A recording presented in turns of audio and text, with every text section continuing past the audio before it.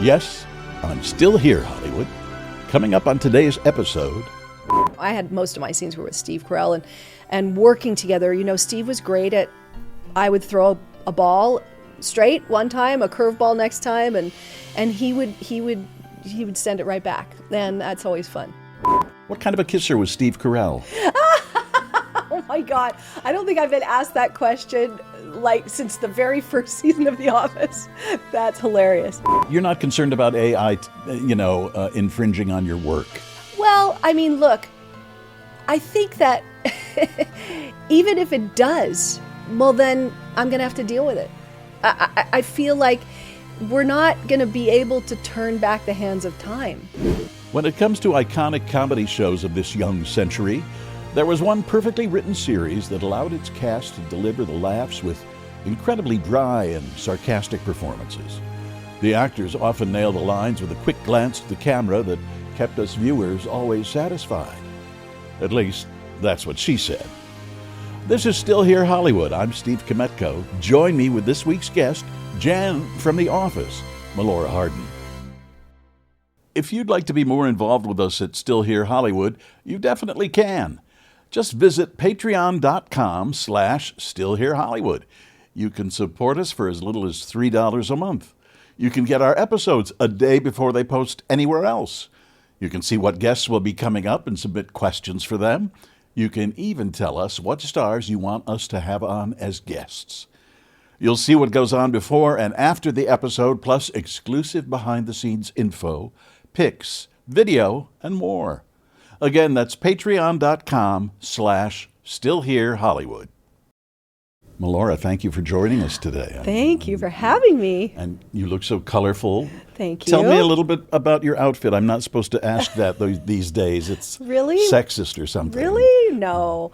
Well, these shoes have been in my wardrobe for a very long time, and I just launched my scarf collection and they just matched my scarf. They and do. So I was kind of into doing my scarf today and, have this in my wardrobe and and I just thought, I'm going to wear that scarf, so it'll go beautifully with this coat. And oh my gosh, those shoes will be amazing with it. It was just fun. You're a vision. Oh, thank you. A vision in fabrics. I love putting things together. I love, I love patterns and, mixing and matching, and I love colors, and so.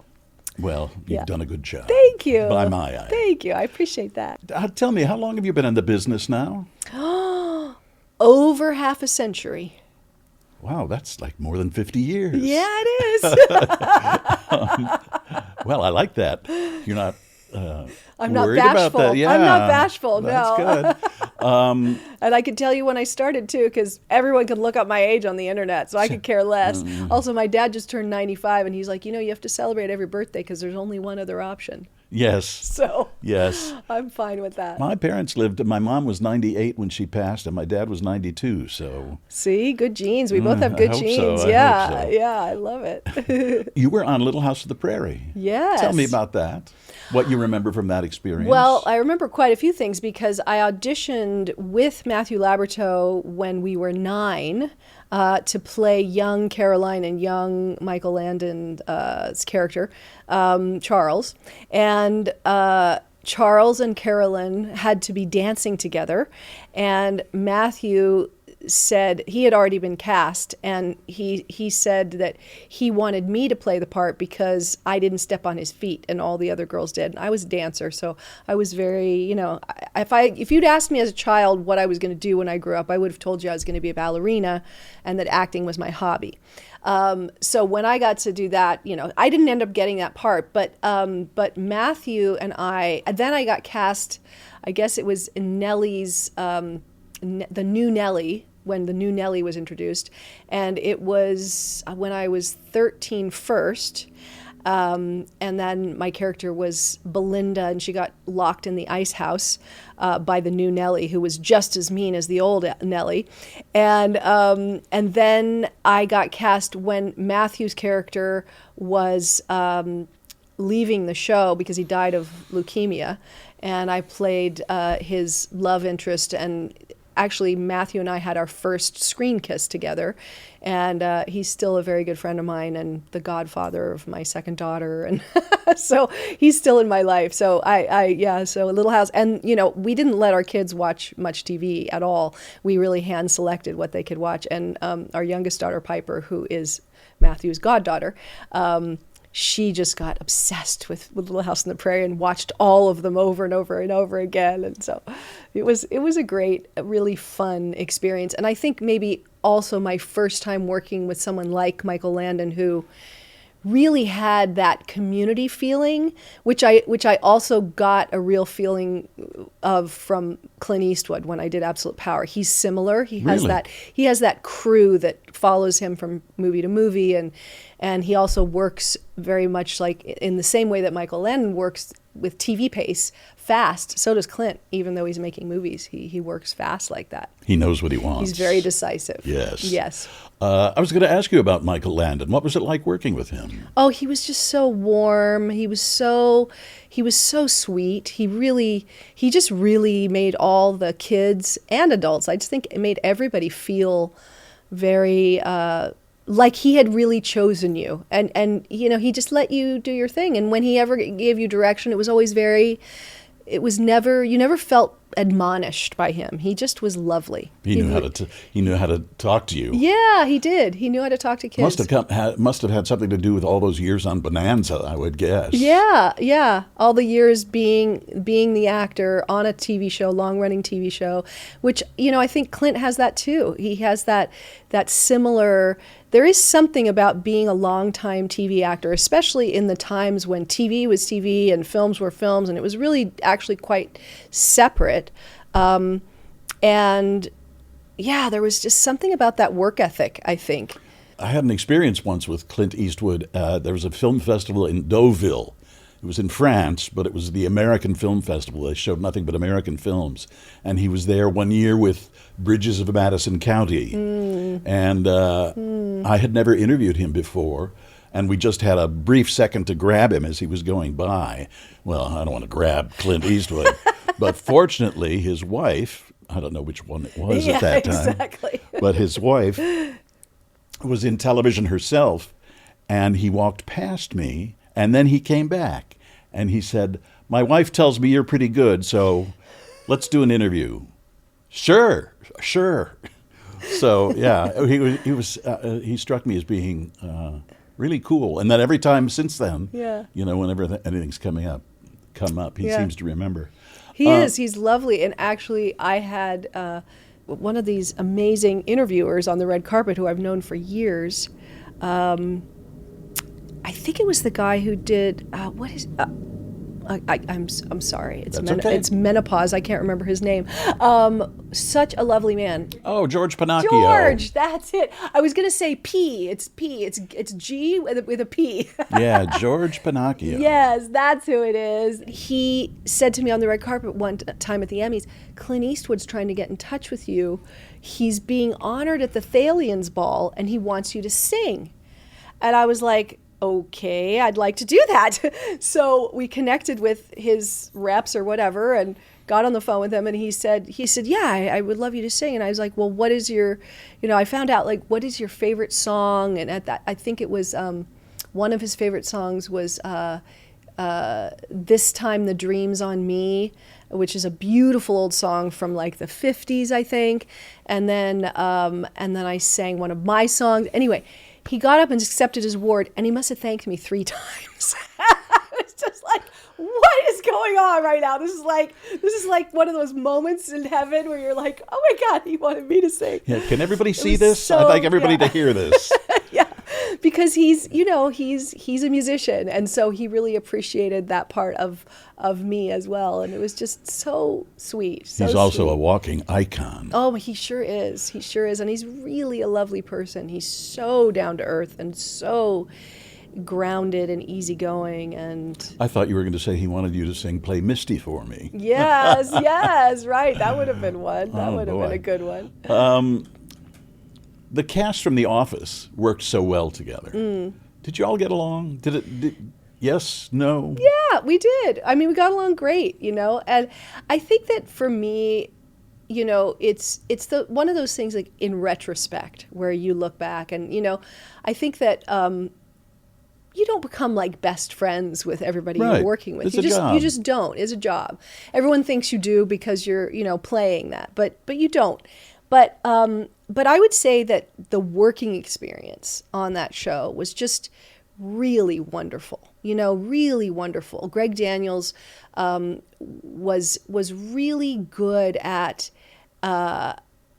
creating a very collaborative environment where the writers, I had never, because I started working at 6 years old professionally, I had been through the ranks of TV for years and years and years and years, and done pilots and failed pilots and short-lived series and, So for me, I was really surprised when the writers were right there, in a green room, like right there, and they'd come in and they'd kind of talk through the scene and this is working, that's not. What if we improvise that a little? And, what do you think about this? And, it was really very inclusive and very collaborative. And Ken Kwapis directed the pilot, and Ken was amazing. I remember one scene in the pilot. My phone went off when we were rehearsing, and I think I said, "Oh God, I make sure that my phone doesn't go off." And he goes, "No, leave it on. Leave it on. It would be really, and if someone calls, answer it, in character." And I just thought, this is my kind of group where we get to really play like that. And they trusted us enough and trusted our craft enough that we could really play like that. So it was great. It was great. And all the scenes, I had most of my scenes were with Steve Carell and working together. Steve was great at, I would throw a ball straight one time, a curveball next time, and he would send it right back, and that's always fun. He strikes me as the type who would enjoy that kind of play. Yes, we did really enjoy that. We both have a lot of improv in our background, so I just think if you are an actor who has improv and you work with other actors who've done a lot of improv, it really is it's fun. Do you ever watch old episodes of the show? No. I don't. No, that's cool. I really don't. I mean, I have fans that come up to me and they have seen the show start to finish every season like 10 times. And I'm just like, wow, and they quote lines to me and I'm always like, yeah. There's some I remember and some I'm like, I mean, I've moved on and done so many things since then. No, I don't. But, my younger daughter never got into it. My older daughter was never into it. And then all of her friends were watching it. So she kind of tuned in a little just to watch it, I may have seen or heard a couple episodes during that time that she was tuning into it. What about the British version of the show? I saw some of that. Greg asked us all not to watch it when we made the pilot. So I didn't. And then later, I think like a year into it, I think I watched 1 or 2 episodes, not much. Did it remind you of what you were doing that very much? No, different, like very different. I think, and then that was what was important, I think, was that, that he felt like we should really be our own characters. He didn't want them to be, for us to feel like we had to copy the characters that were already there, created. Was there one Office memory that you can remember that still cracks you up? I mean, so many wonderful, fun improvisational moments. The dinner party episode, there were tons of those because it was really shot in a very, very small condominium. And it was at the height of summer. So it was particularly hot summer deep in the valley, about 102 degrees. And we had to keep turning and dry and sweaty. And we had to keep turning off, of course, the air conditioning for the sound. So it was getting unbearably hot in there. And it was the writer's strike, which, we were in almost like in process. So we were doing the episode. I had to stop for a couple of days, come back again or something. I can't remember all that. But I mean, I just remember some of those, the entrance when Steve, and I think in that moment, Michael says like, snip, snap, and he says, And then, that just came out of the moment. I don't even know that was even there. I think we just he kind of came up with that in the moment. And then when we went up to the bedroom and we were showing them around and the little tiny bench that, Jan had him sleeping on, it just, there were so many moments that just cracked us up, and we would have so much trouble, getting through and he sleeps on that. It was just, oh my God. Very funny. Takes me back to what you were talking about earlier a little bit. Little House on the Prairie, where was that shot?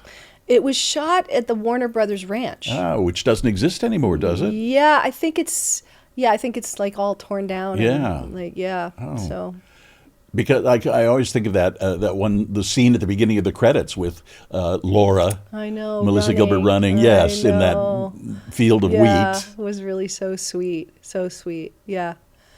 And Melissa's doing a lifestyle brand now too. I have a lifestyle brand. My storyboard's by Melora Hardin, and she has a lifestyle brand called Modern Prairie. Oh, really? Yeah, and her lifestyle brand's awesome. And sort of a takeoff of that. While we're on that topic, where can people get find my us? lifestyles? Yes. Well, I just launched my scarves yesterday, actually, or day before yesterday.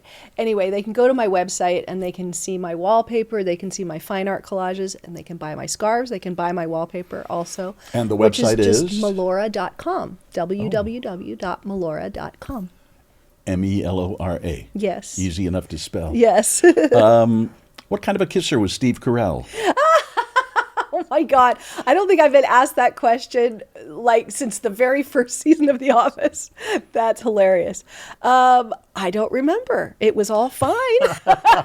It worked. It was all fine. It was not a problem. It all worked well. He was. How much improv would you say you had to do in The Office? Was there a lot? Were you called on to do a lot? They would do a thing where we would always do it the way it was written, and then they would hand us sort of a candy bag, that they would call it a candy bag, and we could literally pull out lines, and it would just be like little lines that were options that we could throw in if we wanted to. So that was always a thing we did with scenes. Once we got it as written, we would play. And then one particular time I remember that Greg came in and said, we don't love the scene and we're going to go off and go work on it. You guys are doing great. Just play around with it. Try to make sure you get that in and get that in. And we did it, I guess, 2 or 3 times, completely fully improvised, just hitting those 2 beats that needed to get hit, and it was like a walking scene that ended up in the elevator, and I think they ended up using one of our improvised scenes, takes on it. So, do you miss it? I wouldn't say I miss it, because I'm just not that kind of person. I'm kind of happy wherever I am. Usually, I really. I'm good to. I've done so many exciting things since then, and. Thrilled that I got to be a part of it, that it's a show that people are still watching, that it's still alive and still very modern and very of the times. It's, one of the most incredible things about streaming. As I said, as a younger person, if you did a pilot and it didn't get picked up, or it ran for, a year, it went to the shelf and that was that. Or you made a movie that went straight to video, that was that. You didn't get this long life of generations of people that have now enjoyed The Office, and that's just so exciting. It's a really cool element to streaming for us actors. But yeah, I've moved on and done so many exciting, wonderful things, and The Office has been part of making some of those things possible, opening some of those doors and making me more recognizable and more famous, so that I get more opportunities, really, to work with other incredible people. And we'll be right back. Tell me about Miley Cyrus. What are your observations of her? Well, she was 15 when we did the Hannah Montana movie. I mean, mostly I just felt like she was a really hard worker. Really hard worker. She was committed. She wasn't a brat, She wasn't throwing tantrums, and, she was there to do the work and doing the work. And I remember sitting in the makeup trailer and her playing sort of a demo of The Climb, which is, I think that's a wonderful song. I mean, that's a really fabulous song. How do you feel about AI? Well, I just did a play on Broadway about that very subject called McNeil, which was Robert Downey Jr.'s Broadway debut. And Ayad Akhtar, Pulitzer Prize-winning playwright, wrote it, and it's about that very thing of art and AI interacting. And I think that before McNeil, I might have been similar to a lot of people I know, a little bit standing back on my heels about it, a little maybe scared of it in a way. I don't feel that way. I think that Ayad's play was an interesting study on the fact that we're already using AI all the time. I mean, we use it when we check out our groceries. We use it on our phones every day. It is part of our lives. It is here to stay. It's not going away. And I think that it's really important to get in relationship with it because embrace it. Well, embrace it, get in relationship with it. Find the way for it to help you because it really is quite extraordinary what it can do. It can get you started. And I read an article about an artist that was using AI to get going with some things. And I thought, you know what, I'm gonna use AI creatively. I'm gonna try and do that. And I find it really interesting when I get into collaboration with it a little bit and use it that way. It's similar to when I directed a short documentary, and the people that hired me, it was like Bacardi Sapphire. The guy who owns that also has a brother who is a fine art gallery in New York, and the two brothers collaborated to create this sort of contest, I guess, if you will, that where the Bacardi Sapphire hired filmmakers to make films about these artists that were all in competition, and the artist would be like my artist was from Houston, Texas. I was born in Houston, Texas. That was why they paired me up with this artist. And I was basically told, make a film about whatever you want, and the theme is imagination. It can be anything. You can highlight the city as much or as little as you want. It just needs to be about the artist and the work and process or whatever. So I actually made a little film called Screamin' Big Bad Fun, with no G, Screamin' Big Bad Fun, that people can see on YouTube even today. That was sort of about this, what it is, what the creative process is. And it's about this young artist named Jed Ferranda and my father, Jerry Hardin, who is also an actor, but also an artist. And it really is about process. You're not concerned about AI, infringing on your work? Well, I mean, look, I think that even if it does, well, then I'm going to have to deal with it. I feel like we're not going to be able to turn back the hands of time. And I think that, I personally don't think that what humans get from live theater, from interaction, from what the actors give, and that's why I kind of think live theater, and I guess maybe the reason I brought up Screamin' Big Bad Fun was about process and just about creative process and how that isn't really ever going to change. I think it's just maybe we're going to find a way to use it to enhance things. And I don't know, are people really going to buy tickets to watch a robot do the stuff that they do every day? I mean, we're still going to eat, drink, sleep, go to the bathroom, breathe air, we live, we die. It's still our human experience is still, it's still the thing we share. It's the thing we all share. Okay, you've talked about designing your scarves and things of that nature. My wallpaper. Working on stage with Robert Downey. Television from beginning with Little House on the Prairie and then The Office. What do you like doing most? Any kind of a creative outlet that exercises that part of your brain? I have a lot of creative energy. And, I dance and I sing and I act and I write songs and I direct. And I've been working on a documentary for 7 years that is, hopefully going to come out next year. And, I seem to have a lot of creative energy to just keep going. And I guess that's what I'm going to do, is keep going. And if AI wants to come in and participate, then, maybe I'll find a way to walk hand in hand with it a little bit. Come in and help me out of it. Help me out as maybe some of the overload. Maybe. So I meant to ask you this too. You thought of yourself being a ballerina when you were very young. Mm-hmm. How come that didn't happen? How come you don't I still dance. I take 3 classes a week of jazz.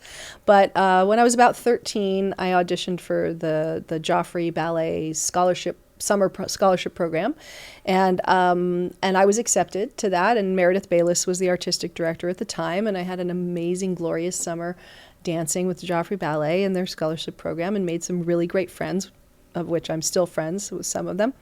And the next year, Meredith came and we did our audition again, and she said to my mom, I'm not going to accept Melora this year. She's a beautiful dancer, but I've seen her acting and she's an extraordinary actress.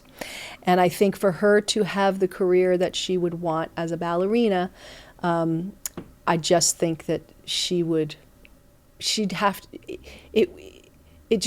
she basically made a choice for me, saying that, and she was right. Like, I never had natural feet. I didn't have natural extension. I had to work super hard for those things. And as a ballerina, you just have to have amazing feet and amazing extension. You just do, especially if you want to be a soloist or a principal dancer, which is, of course, what I wanted to be.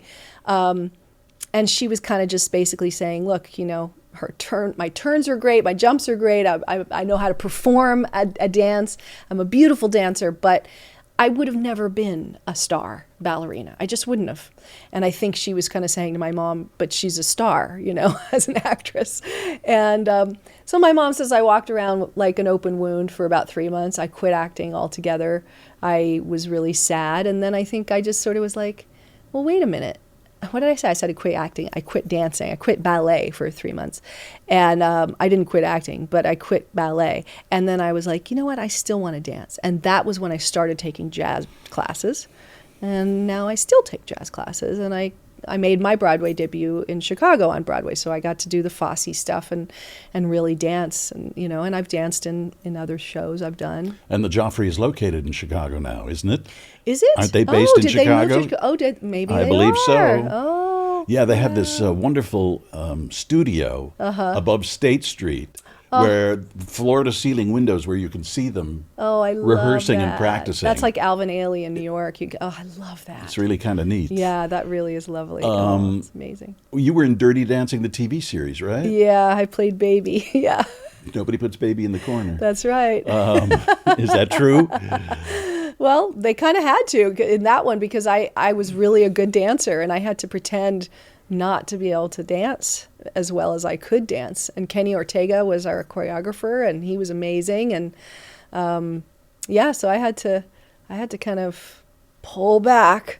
I felt like a lot of my career in different ways was like, could you just dance a little less good? Could you make her look a little less pretty? Could you make her a little less, and I felt like I think that's part of why being on stage is so joyful because you really can. And even Jan, on The Office, like I really was able to be kind of 100% that, 100% whatever it is. But I do feel like a lot of times can we tone that part of her down? And like, it's just weird. It's a weird thing that I've had to contend with. Imposing limitations on yourself in certain areas? Well, yeah, and not me imposing, more like the outside,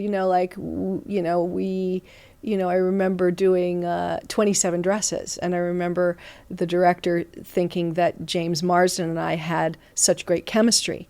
And I remember her being like, can we just make her a little less, like, can you go literally take her makeup down, make her hair, like, can we put her in a more dull, like, shirt?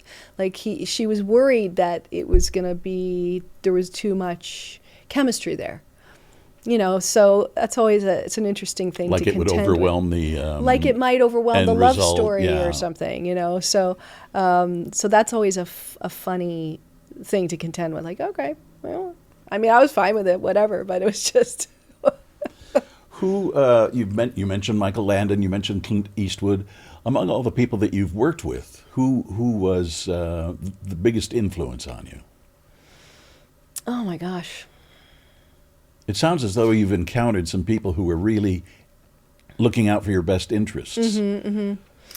Yeah, I mean, that's a hard one because I did start so young, and I would say that, even some of the bad directors I worked with were probably important in my evolution as a professional in my craft. I guess probably the people that are the most influential over me and getting going was my mom and my dad, because my dad was an actor and character actor, journeyman actor that worked all the time. My mom was an acting teacher and manager for the likes of like Leonardo DiCaprio. Well, Leo took from her as a student. The Gyllenhaals took from her when they were kids. And she managed Jessica Biel and Kelly Martin and all these kids, and taught River Phoenix and Joaquin Phoenix and Molly Ringwald and on and on and on. And so she was my stage mom, and she was my first teacher really, and she just is so joyful about the craft of acting, but really also very you really understood how to teach and what I needed to do. So I learned what my craft was. She had a good young. and experienced guiding hand. Yeah, she really did. And really joyful, and not like about me being famous, but about me learning the craft and being an artist. Really, that was what was valued in my upbringing, was being an artist, being a craftsperson. So that I was allowed to really have a real childhood, and I was working all the time. And that was for sure by design by my parents. They were, I'm so grateful to them for keeping that front and center that I needed to, because they really believe and understood that, you have to have life experience to be a great actor. You can't be a great actor without great life experience. Without bringing something to the table. Exactly. Yeah. You've been, you said, doing this for 50 years, over 50 years. Yeah. What haven't you done that you'd like to? You were in the Hannah Montana movie, for crying out loud. Yes. Oh my gosh. Yeah, I think that things change as each phase of your life, you assess and reassess and evolve, and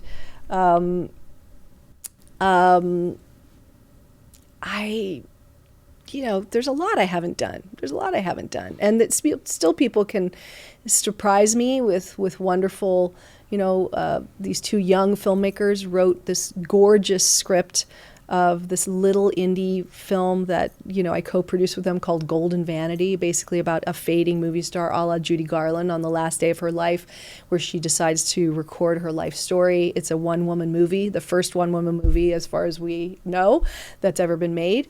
And it was this little movie that they made, and I got on board for that, and we made it in 5 days. We did 2 weeks of rehearsal like you would a play, and made the whole thing in 5 days, and just took it around to film festivals last year, because they finally were able to get the rights to music and that, and all the things that come with making a little indie movie.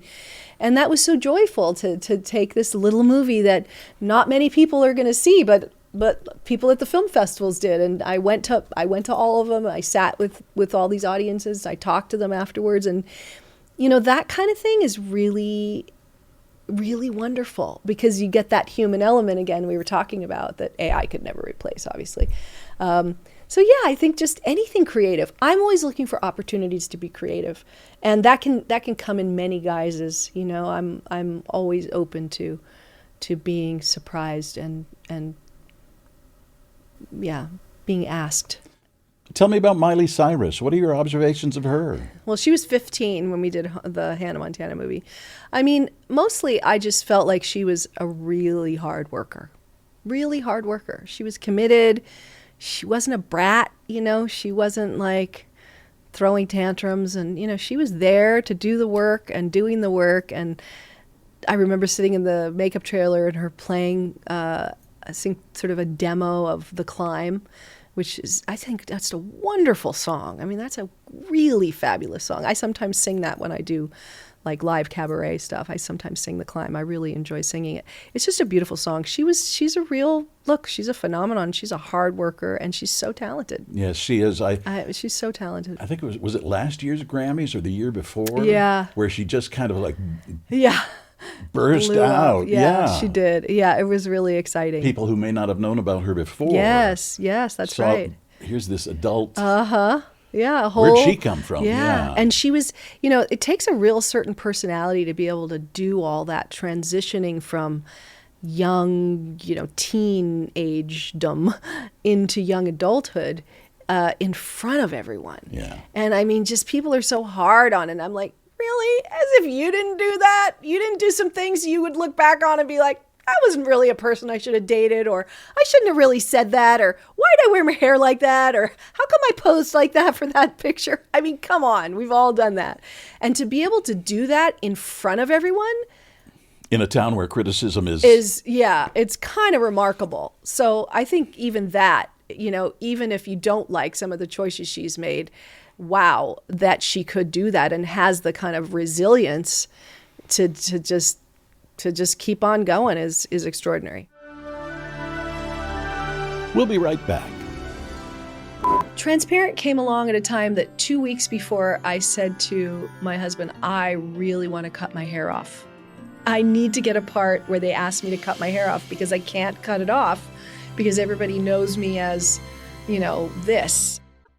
So you just mentioned one more thing. Cabaret. You do cabaret too, where you go out and sing in nightclubs and things? Well, I mean, I'm a singer-songwriter. I've made 3 records, and sometimes I do. I did at Casa Cipriani in New York last year, I think it was, or it might have been the year before that. That was the last time, but I just every now and then I'll get a little bee in my bonnet and be like, you know what, I'm gonna go sing. One of the places that I used to love here so much was the Gardenia Club. Oh yes. Is that on Melrose or Santa Monica? You know what else is really great is Vitello's. Oh, I haven't been there yet. Vitello's. Isn't that Michael Feinstein? Yes, it was Michael Feinstein, and I'm not sure whether, because I know that during COVID he sort of went and did one in Santa Barbara, but I don't think that they kind of closed it. But I don't know. Maybe it's open again, and maybe it's still Michael's place. But yeah, it's just a great space, really great space. How did you get through COVID? We have a beautiful backyard. And I really love my husband, and I really love my kids. And we had a great time. We just hung out together and tried to help them through it. I think it was super hard on young people. I really am not for those lockdowns. I think that was just really, really bad management, personally. And I think super, super hard on the kids in particular. And if you're a teenager or an adolescent, it's hard enough making friends at school and getting into the habit of going and hitting your stride or finding a stride. Yeah. And then to have it all shut down. Yeah, and I think for the kids that are awkward, I just noticed some kids in my kids' classes that are more socially awkward, and man, that just took them out. I mean, it really made it was bad. It was bad for them. Well, how do you feel about social media? I mean, I think that, now it's become part of the world that we live in, and part of the business even.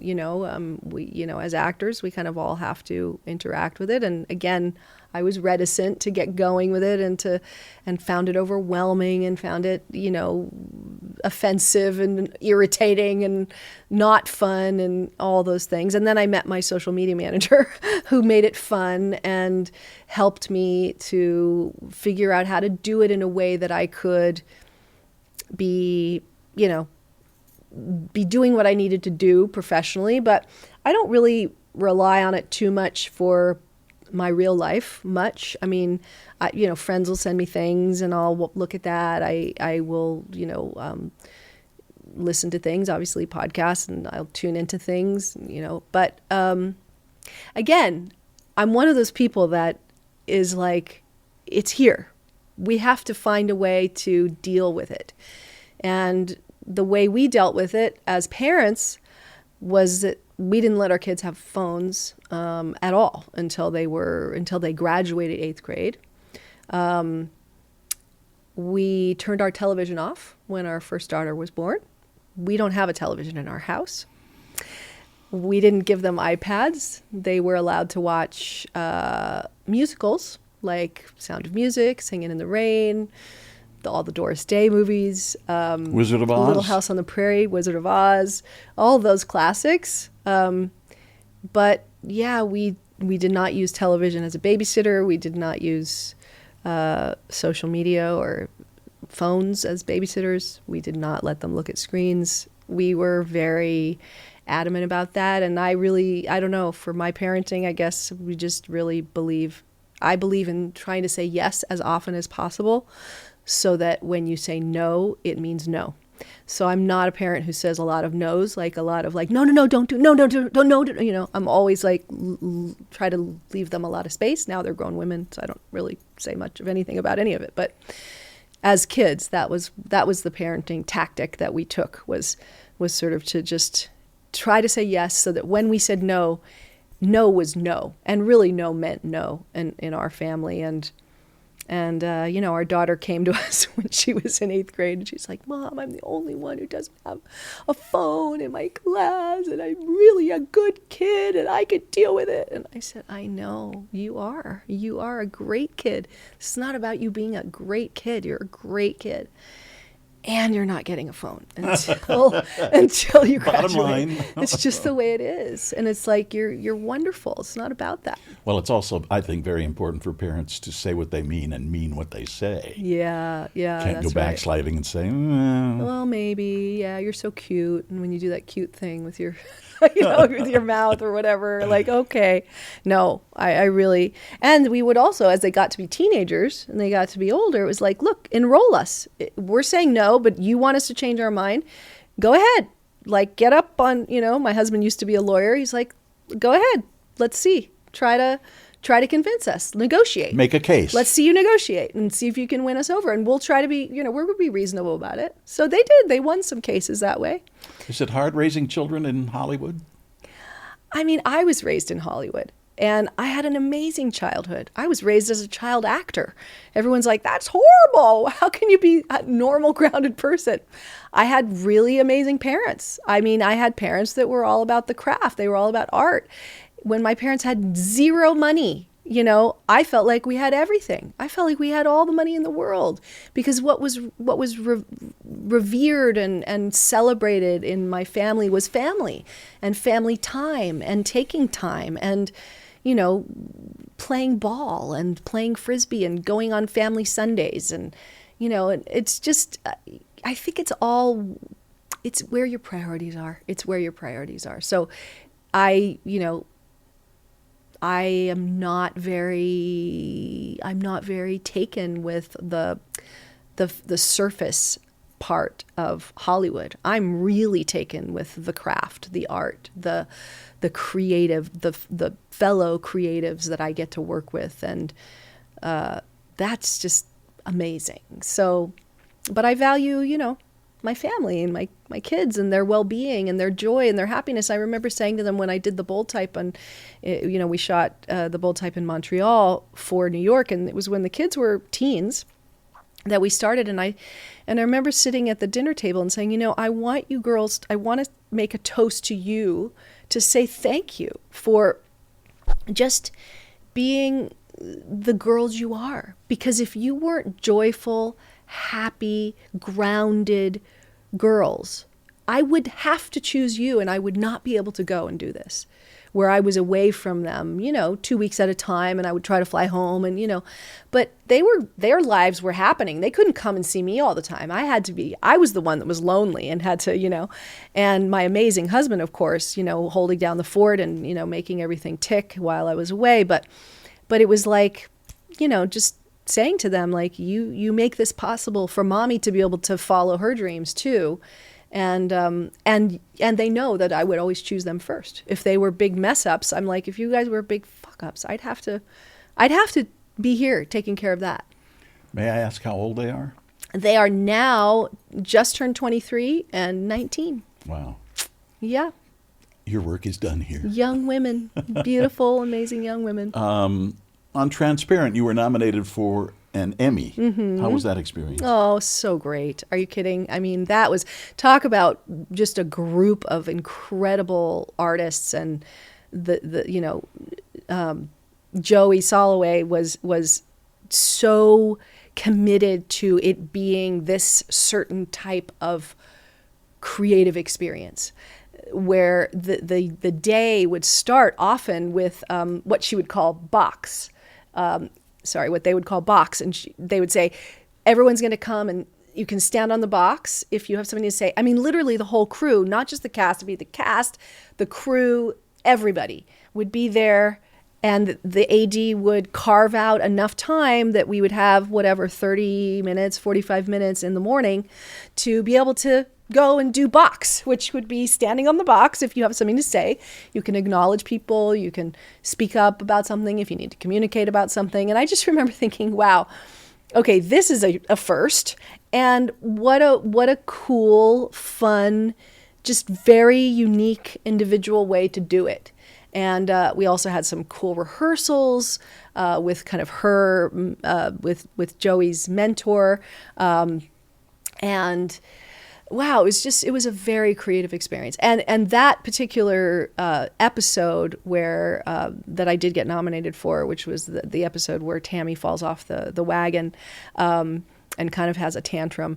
That was so cool because Joey comes to me and says, if we're not loving, the scene is backwards, like it's written backwards. So put the end of the scene first, and then the beginning, end with the beginning.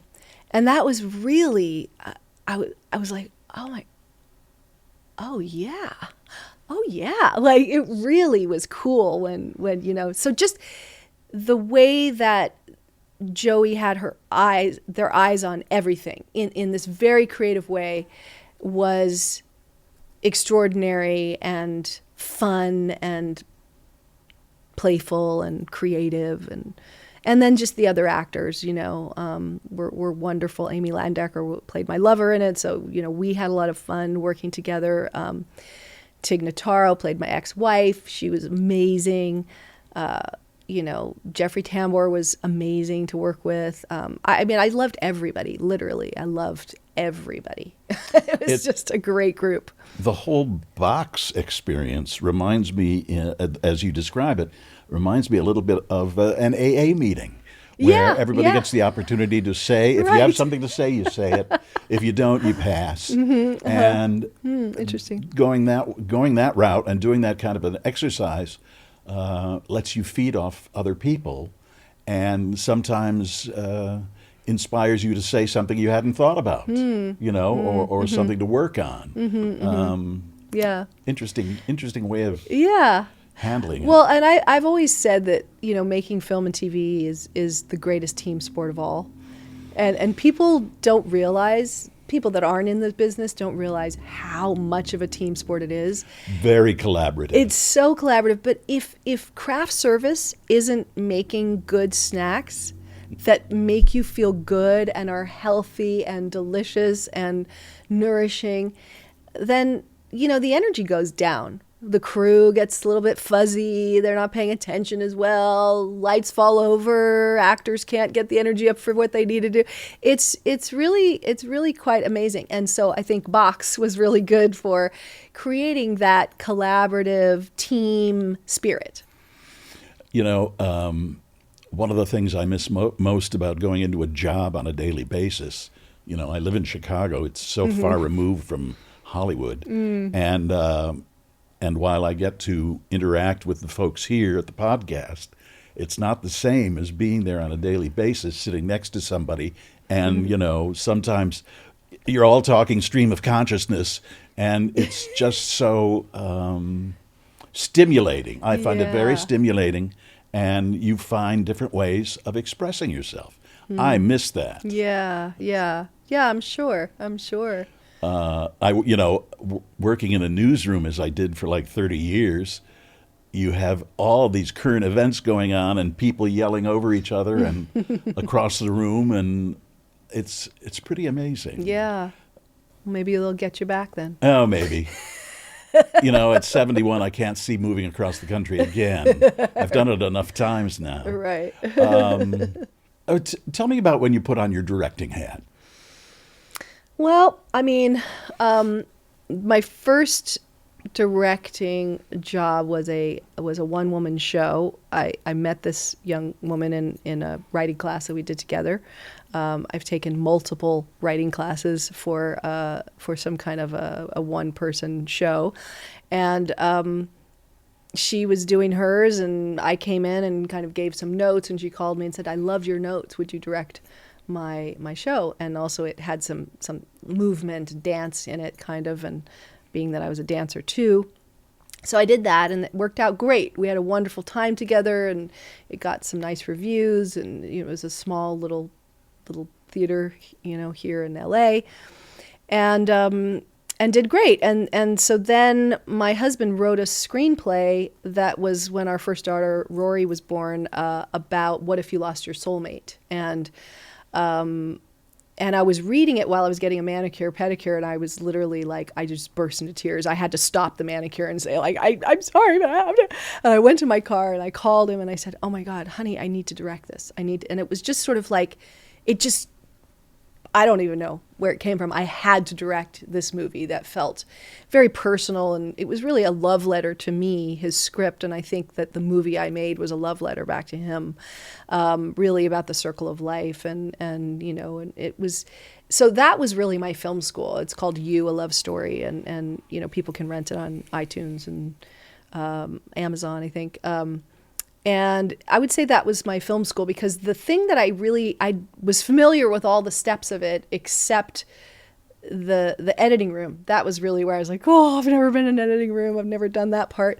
And then, of course, you get in an editing room and you realize that's where the film is made. And being that I am a visual artist, and I think that, I've always been a collage artist, but I didn't really ever think of it as art. I always thought of it as kind of, I guess, craft or doodles, kind of meaningless like way to sort of bide my time. But being in the editing room, I realized I was really collaging. That was really what I was doing. And I'm a very visual person. I'm very creatively visual that way. So I found that really worked great for me. And then in this most current thing that I've been directing, the documentary I've been working on for 7 years called Hunter's Thunder, that's really when the editing and the art came together, because Hunter, my subject and friend in the movie, said to me, your collages are helping me, because I'll wake up with a nightmare and I'll open up your collage on my iPad and I'll zoom in and go into these worlds that you've created that are they're very dense, very rich, very joyful, life-affirming, kind of worlds. And she would say, I use my childlike imagination and I go inside of it and I hide behind the thing and I go in here and I cry and I come down the waterfall and it was just like suddenly these things that I thought of as doodles were infused with meaning. And once something has meaning, then I can really give something to it, when I know that there's meaning. So I think that my directing and my art are they go hand in hand, because they just do. I don't, I think that my collaging, my fine arts are sort of, it's collaging, and then making a movie is collaging. I think even watching my actors work and, setting up the camera, figuring out the shot, it's all the same. It's all collaging for me. Do you go to movies? I do. I love movies. What's the last movie you saw? Oh, I've seen quite a few. I just saw The Substance. I thought it was amazing. I really loved it. Do you stream movies, or do you prefer to go to a theater and see them on a big I screen. prefer to go to the theater. I will stream them, but that I saw The Substance in a theater. I saw One Love recently in a theater. That was also wonderful. That was a really interesting movie because I couldn't really understand. The accent was so thick that I lost a lot of words, and I figured that out really early on. I'm going to miss a lot of this. And so I just gave in. I gave in and gave up to really understanding all the words. And I was so moved by that movie. I got so much. Those actors were just brilliant. And I thought, beautifully directed, beautifully told, that story. Really beautifully told. Anyway, I think there's a lot of good movies out right now. There are, yes. Have you seen Wicked? I haven't yet. No, neither have I. But I'm going to. I'm going to go see it. I want to see it in a big theater. And I had something to do on the night that the premiere, they invited me in New York. I couldn't do it, but I'm going to go. Dancing with the Stars. Yeah. How fun was that? That was fun. Yeah. I mean, I love dancing, and I've never done ballroom. So it was a really interesting thing for me to learn those dances and, that technique. It's really very technical, ballroom. I enjoyed it a lot. The characters you played on The Office and Transparent were so different, night and day. Mm-hmm. Was that a conscious decision? Were you looking for something different? Transparent came along at a time that 2 weeks before I said to my husband, I really want to cut my hair off. I need to get a part where they ask me to cut my hair off because I can't cut it off because everybody knows me as, this. And I kind of get work, and that's like a look that I have. Literally 2 weeks later, I think I manifested that because it was one of the things about Tammy that must be willing to, cut her hair off. And I was like, yes. But yes, of course, I was looking for something that was exciting and different and creative, and somebody that I felt I understood. I felt like when I read Tammy, I knew who she was. I had a very, very close friend in high school that was kind of Tammy, and I just felt like, I know what that person, I know who she is. What are you looking for now? Well, it's a good question. I think I would like to be on a show that is already running and a success, where they're adding in an interesting character. I think I would like to I'd like to be doing something that I know is going to go for a while, or that's got some legs and something fun and. It's funny, as a dancer, you would pick the term legs, something that has legs. Yes, something that has some legs. Can you tell me where did Melora come from? It was from a book my mom read when she was 16 called John Brown's Body. And she said, if I ever have a daughter, I'd like to call her Melora.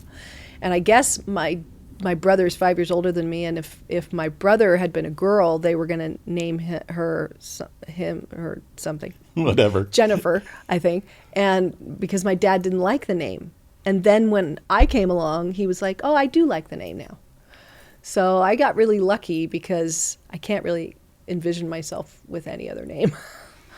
Well, it's not a name that I've heard a lot. No, it's an unusual one. Mm-hmm. Keeps you in people's memories. Yes.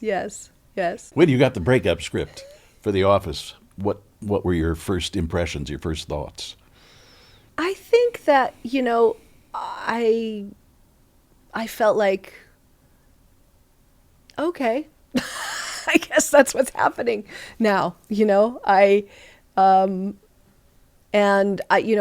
had asked me what I wanted to do, and I had said that I was interested in potentially directing an episode of The Office, which never happened. I ultimately ended up going and doing other things and, directing other things.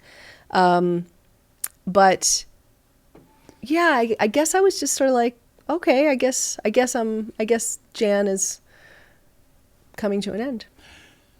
You seem pretty unflappable. Well, what was the last thing that flapped you? Gosh.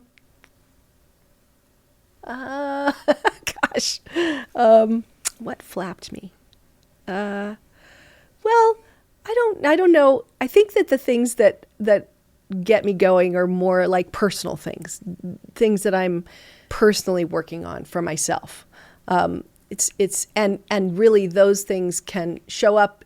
They can show up in career. They can show up in interpersonal relationships. But I guess I'm just on the court with all of it. I'm on the court with it. I'm always working that. I have been for many years and always will be, I think, a real student of life and a student of, human nature, my human nature, what makes everyone tick, what makes me tick, what makes me an ever evolving,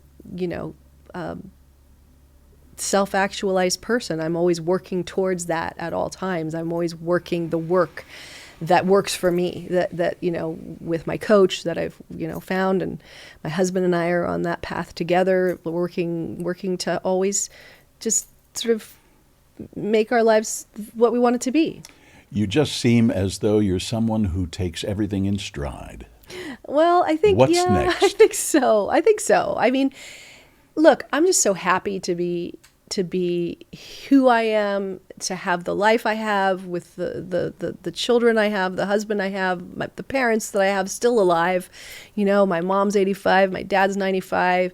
A wonderful brother and, wonderful friends and an amazing career, and people still call me and want me to do things, and they still like what I do and applaud when I do things live and pay me to do what I love. And so I mean, really, what is there to complain about? I'm a really lucky person, and I feel that it's important to have gratitude and to continue just working towards, whatever's next, to just be as committed to everything as I like to be. That's very commendable. Oh, thanks. I mean, I envy that in a person. I'm the type who says, if I didn't have bad luck, I'd have no luck at all.